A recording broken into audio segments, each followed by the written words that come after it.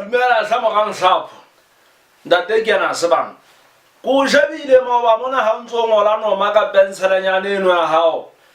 ke ne ke kwatile hampe mogeso ke o bolella ha noma ntsa go bitue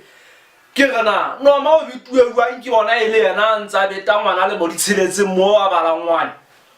goba wa utlwa go nna ke ne ke bona go itlhaetse nthonyana e ka kere ke ngwana monyanyana ntwe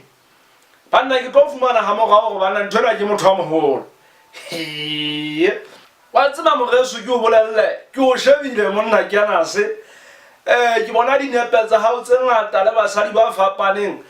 mme nthwena e nruta gore e hle mogeso o se shapi kore ke a sheba gona ke baleuwa ke basadi ba bangata ga kakang ba re ke mobe tlase mona magumatsho monna ke re banna go ya ebe banna ne nka lekana le moshaneno wa banna ke be se shapise tjena banna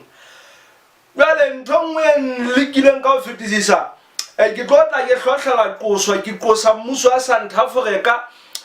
ka kgethollo mmuso wa South Africa o na le kgethollo hobaneng o ka etsa dikgohlopo tse sa re lekaneng bohle le ne le nana go mogang Hlapho yena di tla mo lekana jwang di habu tse tsa lona boitshwaro ba mmuso ona ha ke borate